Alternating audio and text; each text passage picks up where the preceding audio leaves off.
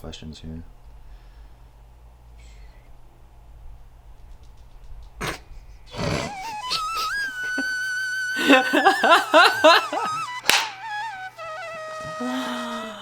Okay.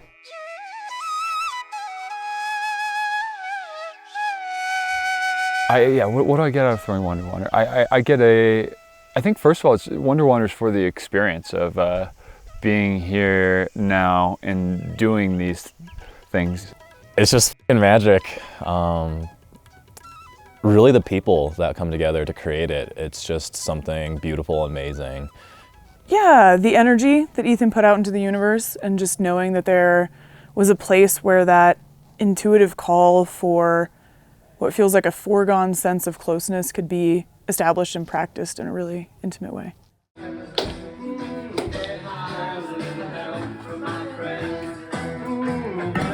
The idea of coming to a totally unstructured, collaborative retreat aimed at enjoyment and curiosity felt at the same time extremely appealing and very uncomfortable in a way that working hard or doing a workshop or transformational retreat was almost more comfortable.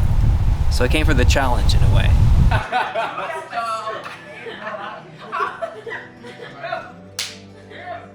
The way I describe Wonder Wander is, it's like a favorites bar, like on your favorite website, and it's like, what are the best things about it? You press the favorites bar and it's like the list of like the coolest things that you'll find in real life. Similar to what you did this morning. Yeah. I feel like it just reflects so much better when it's not sort of Well, I like the idea of gathering with other creative types and adventurers, and I like the idea of the collaborative concept for a retreat, like everybody contributing something. What initially drew me to come to Wonder Wander was the feeling of spontaneity, of friendship, of connection, and a little bit of mystery, because while I knew a little bit about Wonder Wander, I really didn't know what Wonder Wander was going to be like, and there is a little bit of innate magic in not knowing.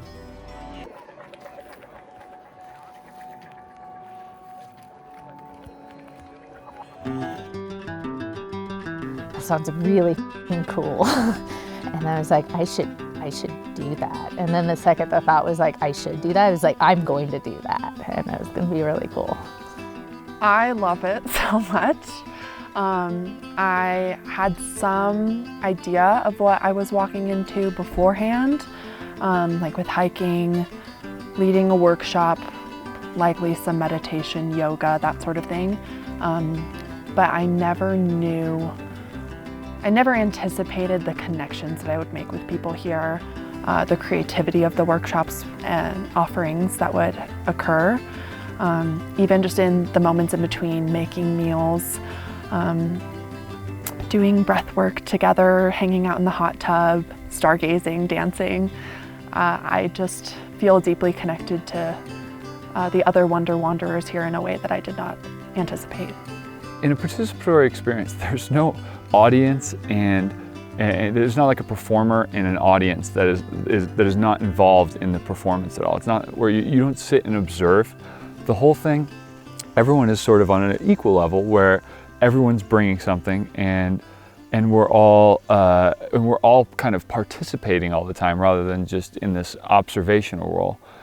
What makes this one the most different is that everybody gets to contribute something, and it's not just one person running the show and doing everything. Everybody brings something unique and something valuable, and I think that it's a way to really get to know people a lot deeper as well, like getting to see what they bring and share, get to see who they really are. I think most people have no oolong for you.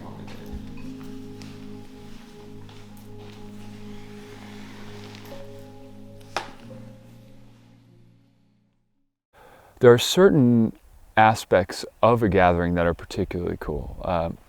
Music and dancing being one of them. I think looking at the stars happens at pretty much all of these, and I'm finding things I particularly love among all these things that are particularly awesome.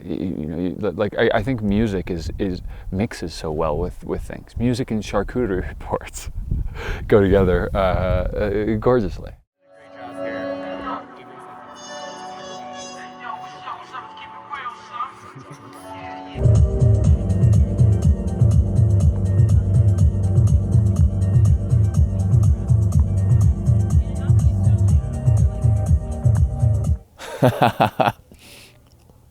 One of my favorite moments, the first day with Derek, we went as a group on a walk to a river just near the Airbnb here.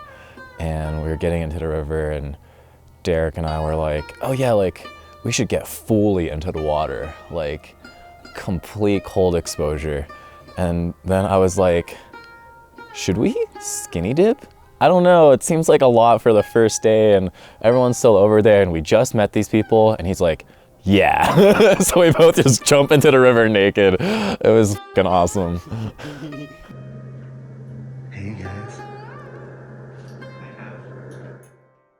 So 2 other Wonder Wanderers are named Kevin and Stephanie. And we were doing what it was contact improv. So you kind of roll around like a pile of puppies, and it just brought out this very young joy in everyone. And Kevin and Stephanie were at one point, and I was just flopped somewhere beneath several other bodies, and I kind of looked over, and Stephanie just turned to Kevin and said, "Let's touch everyone's feet." And it was the purest, like, just enactment of young curiosity and closeness. And it was one of those moments where I was like, God, I didn't think I could have that as an adult. And it was really lovely. I went downstairs to my room and I just put on a jacket, and a couple other people were there. And the thought just occurred to me. I turned to him, I'm like, you guys are my friends. Like, we're connected. There's a bond here. You guys are my friends. And I didn't know them a few days ago, yet we've had a chance to really experience and celebrate deeply the uniqueness and just coolness of each individual. Because if enlightenment is at stake and meditation is what it takes, then just hanging out is just an indulgent mistake. There was a moment where I formed a connection with somebody here that I didn't expect and this points at how awesome this place is and how heart-opening this place is and how vulnerable we can be and safely held and supported and it's like 6 months of therapy in 6 days in some instances. But I peeled a grape on top of a vine of grapes, and I peeled the loneliest, the bottom one, and I said, Stephanie, dearest Stephanie, would you like this grape? And I gave it to her, dropped it in her mouth. It was a beautiful moment, right? And she comes up to me an hour or two later and she's like, hey, thank you for that moment. Just being so tender and just being so caring. And I really felt seen in that moment. And it was funny because I was kind of like, it was a bit of banter that I was doing. I was just like playing around, but we're here because we're looking for connection. And when we find it, it's not always in the grand. Sometimes it's in the little moments. And it was a really special moment to me. Yeah, it was really nice. I didn't anticipate to cry so much. Why are you crying? Because I felt really moved, really deeply impacted. I didn't really expect people to be so loving and kind and expressive of that. And I think that part of those profound moments have been really one-on-one moments with people where they've just been expressing their truth and their reflection, and it just felt really impactful and meaningful to me.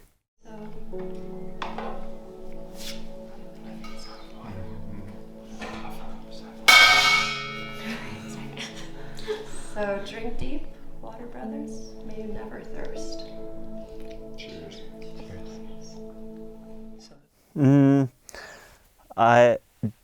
Joelle and I did a hapa ceremony, and I was not familiar with that at all, and I was really nervous because I was about to teach my offering, which was massage, and I've never taught before.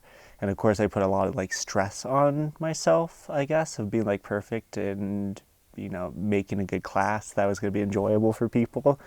And she took me aside and we did this really, really nice ceremony, and it felt very like a safe space, a sacred space. And after I did it, the first thing I did is we just started belly laughing, just guttural laughing, and just looking into each other's eyes and like crying a little bit, laughing. It was just such a like nice, tranquil moment. And then after, I felt a lot of my worries washed away. I led an amazing class, and I think it was because of her. Like, she helped kind of set that foundation up. So that was really, really special.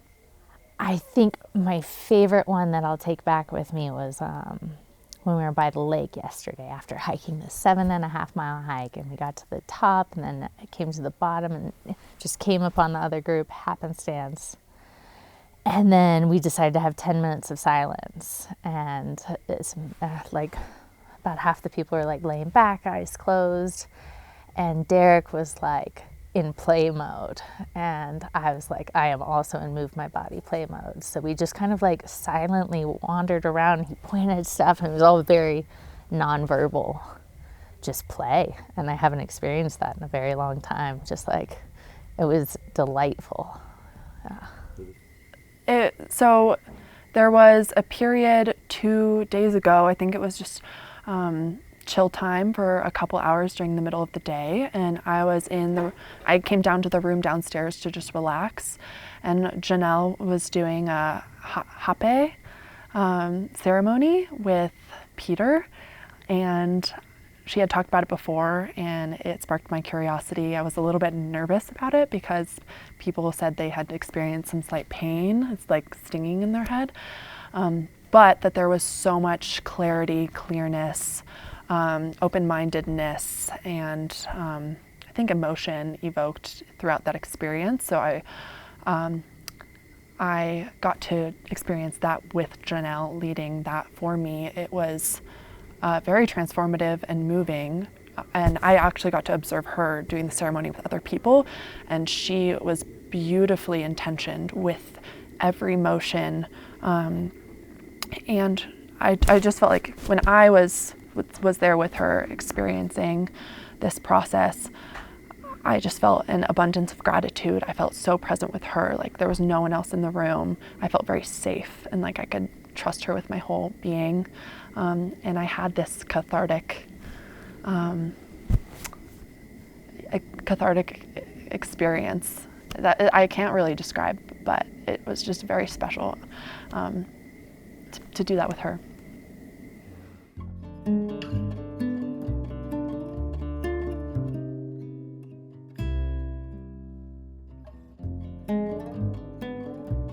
I think the beauty of it is sort of awakens people to possibility, and the possibility in any moment here, and then in a larger sense anywhere in the world. And when they go home, they can bring that with them. What is your biggest takeaway? What is the lesson you learned and you're gonna bring home to you?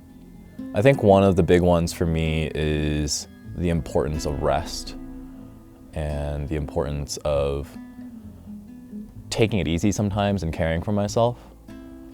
Been a little bit burned out lately, and I think even here it's been interesting. I've been worried about being able to be fully present and being able to fully connect while feeling this feeling of being burned out. And there's something about being in a space with these folks that does help just open up or recharge me a little bit. So thankfully it wasn't like I couldn't show up at all, but I think just generally speaking, it's a good reminder to not just go super hard all the time. It's hard to choose one, There's honestly. one that's biggest. Yeah.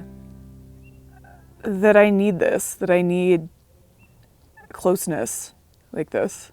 Yeah, it makes me emotional. At one point, other Wanderer Rachel said, this is the first time that she's felt some of these things. And that just seems absurd. And so learning to share myself with other kind and lovely human beings in intimate ways and in real ways is what I am taking away and what I hope to integrate. Yeah. The biggest takeaway right now that I think, hard to tie a bow on it while I'm still in it. However, the truth that I am always choosing my own experience, that every moment by moment I'm choosing out of an infinite world of possibility where to focus my energy and my awareness and to create my reality, my physical life out of that. And in seeing and celebrating so many different other individuals and their own individual ways of doing that, it makes me realize that not only can't I do everything, but I don't need to. That my role is to do me. And that by choosing that, recognizing that by choosing that, I am necessarily not doing the other things, empowers me in my conviction to do Kent even better and greater as a gift to myself and everyone around me. So the biggest takeaway is really choice. That I'm loved just for who I am. I think for me, a lesson learned is that Ethan really pushed me to be comfortable being a teacher, I guess. I had that first teaching experience with massage, and that wasn't the only teaching thing I did. That was just the first. And the more I did, the more I felt comfortable, and I felt like, hey, maybe I am good at this. And the only thing holding me back is me, because when I've been surrounded by such a rich sense of community that supported me and gave me nothing but love and kindness and respect, I felt so good sharing some of my things that I know about life and witness about life. So going back, I hope I could bring this to a greater community of seeing that maybe I am good at teaching, and maybe I can serve my community better by bringing some of the wisdom that I learned here, friendships, being more intimate, being more vulnerable, being goofy, having wonder, having excitement, and really blending the mental, the physical, and the spiritual. I think a lot of things. I've first off learned so much being here. I feel like I've deepened this relationship with myself, with nature, with, I think, others that have a shared intention of personal growth and spiritual discovery. I think that I am craving more of a community of this at home, which I don't feel like I currently have.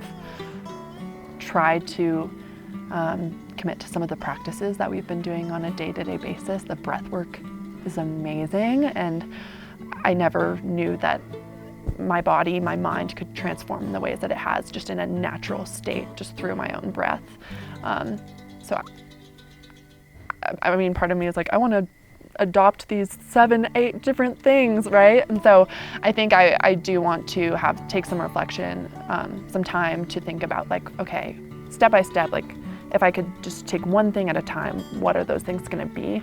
And I think a lot of it is, or I think the main one for now is just having some more reflective alone time to meditate, to do some of this breath work, and then kind of deepen my community once I feel grounded in that. Every year I come to this, I can't remember, I remember telling myself, oh, this was so good last year. And then I come back and I'm like, is it really that great? And it is that great every year. It is It astonishes me every year, and I'm here and I remember now because it's happening right now. But I'm going to forget again in a couple months, and I'll be like, oh, I'll do another one, and it'll be cool. And then I'll get here again next year, and I'll be like, holy, this is amazing. And I mean, maybe my wish is to be able to remember how awesome it is and not keep forgetting. But I don't know, the life forgets.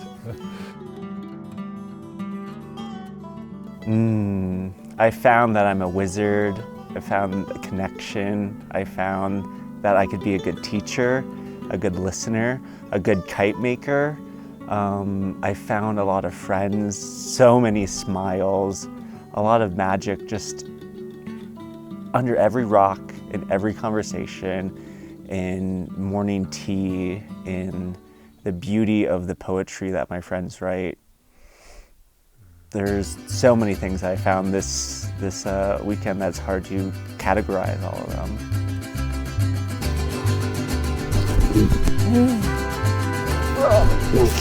Thanks for getting it started. Yeah.